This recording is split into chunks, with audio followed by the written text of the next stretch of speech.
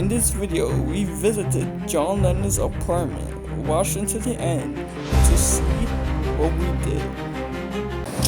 What's up, everybody? Welcome back to a new video. Today, we're going to John Lennon's place, his hotel when he died, bro. He got shot, bro. I'm gonna tell you the history right now. David Chapman was born May 10th, 1955 in Fort Worth, Texas. But he was raised in Dakota, Georgia. And to those around him, he was often quiet, withdrawn, and deeply imaginative. And from a young age, he created an imaginary world called the Little People, where he ruled as their king. This was just a fantasy to escape the instability and emotional coldness of his life at home, because his father was reportedly very violent and also very detached from his son. And his mother was just overwhelmed as well. When Mark grew up and became a teenager, he just began to spiral. He would use drugs, he would skip school on a regular basis, and he once even ran away from home for 2 weeks, surviving on the streets of Miami. But in 1971, he became a born-again Christian and just threw himself headfirst into faith. And for a while, it seemed like his life had changed for the better. He would volunteer with children, and he just won prizes at the YMCA where he worked, and he would also get married to a woman named Gloria Abe, who was a Japanese-American travel agent. And he would eventually move to Hawaii and continue to travel even internationally with relief organizations. So even in these good times, the darkness still lingered. And after a few years, he would fall back into his depression. And in 1977, after a failed sewer slide attempt, he would be hospitalized and diagnosed with clinical depression. So eventually, he would return back to civilian life, and he would find quiet, solitary work as a janitor in Hawaii, where he lived currently. And from there, reality just continued to distort. And this is when John Lennon would come into the story. Because at a time, Mark had absolutely loved the Beatles. Who didn't? He just admired Lennon's music and his kind of rebellious spirit at the time. But eventually, that admiration had twisted into something much more sinister. And Chapman just couldn't let go of Lennon's infamous 1966 remark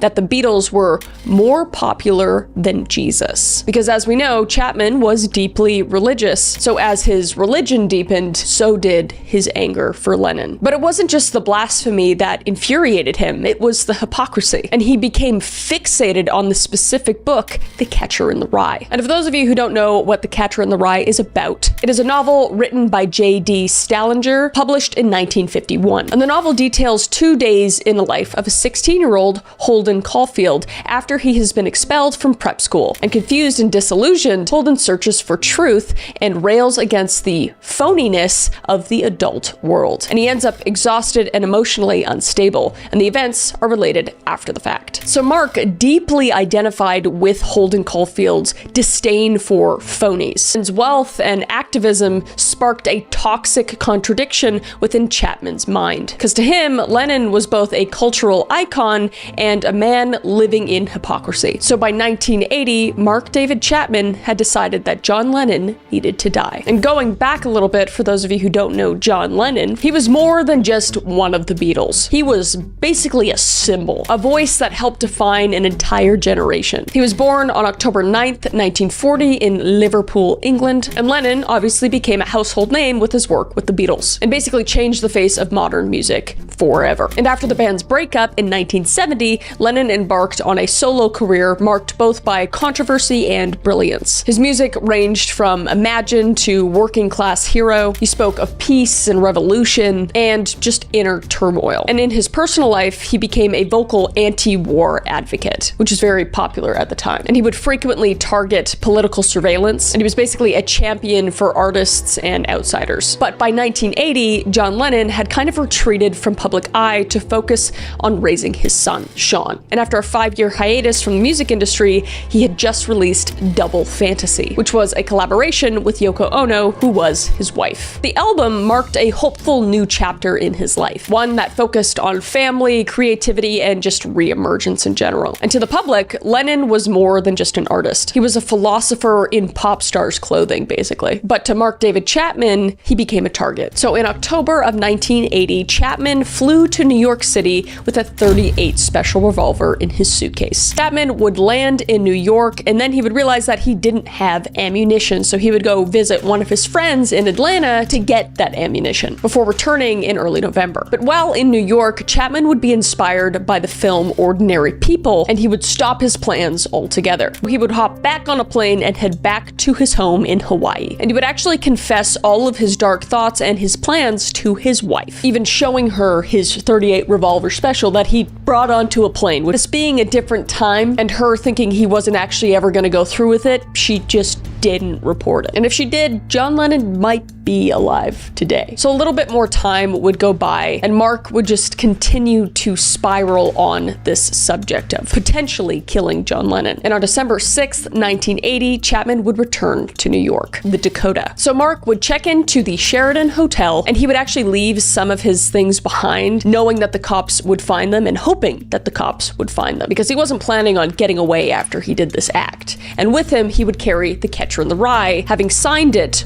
Holden Caulfield. And he would then head to the Dakota. And during these 2 days, he would just kind of speak erratically to other fans and the doorman. And on one of the days, he would actually see John Lennon's 5-year-old son, Sean. And Chapman would reach in front of the housekeeper who Sean was with and call Sean a beautiful boy, quoting Lennon's song, Beautiful Boy. On one of the days as well, he would even approach very famous artist James Taylor and kind of berate him. And James was even reported saying, "The guy had sort of pinned me to the wall and was glistening with maniacal sweat and talking some freak speak about what he was going to do and stuff with how John was interested and he was going to get in touch with John Lennon." It also reportedly even offered taxi drivers drugs. It was clearly not well. But overall, people say that he just behaved very disturbingly and spoke incoherently about Lennon. But on the morning of December 8th, Chapman would finally see John Lennon. And Lennon would actually exit the building with his wife, Yoko Ono, and Chapman would approach Lennon with a copy of Double Fantasy and ask for an autograph. And Lennon would sign it. And we actually have a photograph of this moment where you can see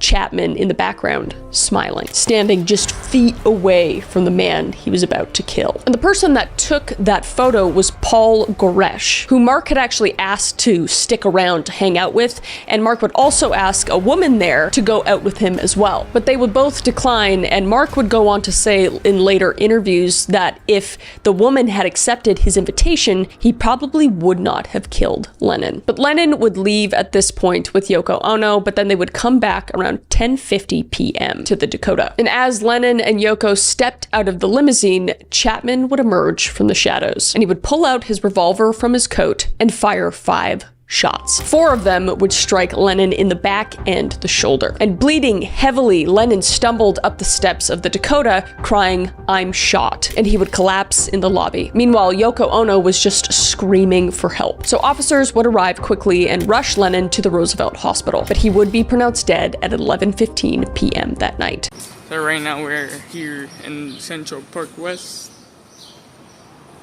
Yeah, 291 Street, 291 Central Park West.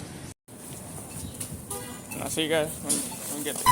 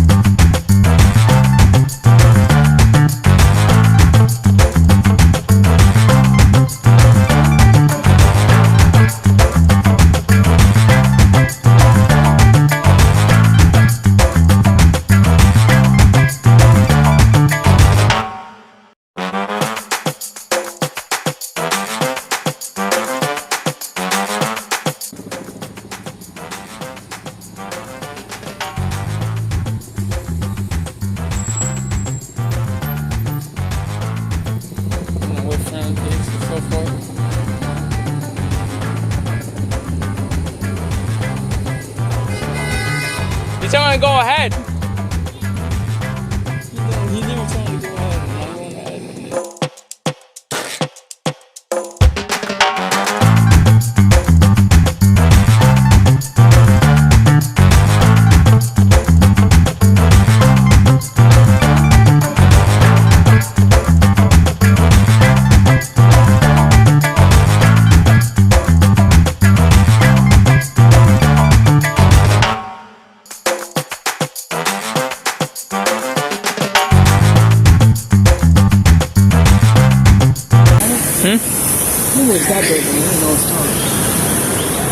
We didn't pass by it. Oh, It's like the third building.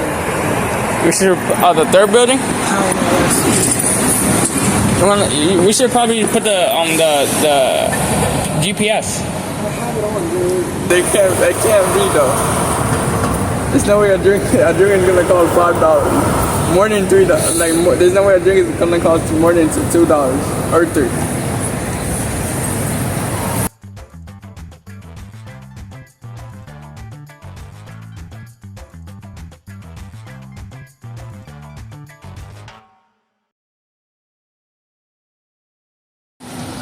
Where he got shot, bro. It's crazy. It's crazy. So, if you guys don't know how to read, the story goes. Someone shot John Lennon, a fan. He was getting autographs and stuff. Getting autographs from John Lennon. Over here.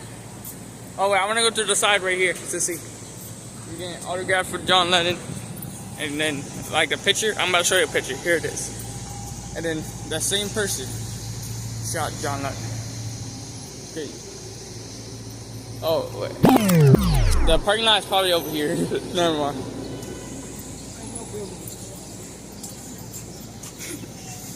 Nah. John Lennon, bro. John Lennon Hotel. It's crazy. I just thought about doing this video today, bro. It's crazy. John Lennon's Hotel. This is not. Wow, look at this. Look at this, bro. John Lennon's Hotel, bro. It's crazy. John Lennon's Hotel. Authorized person only beyond the. It's crazy. Oh, excuse me. This is the hotel with John Lennon. This is apartments, not hotel. Oh. Yes, but it's about John Lennon. Thank you, mister. But this is the hotel for John Lennon. Bro, it's kind of sad, bro. Kind of sad. Kind of sad, bro. He's literally a billionaire, bro. Literally a billionaire. It's crazy. Oh, someone's coming out. It's crazy. But guys, this is the end of the video, guys. Don't forget to like and subscribe. Just hit that 100 subscribe, man. And peace out. Peace out, man.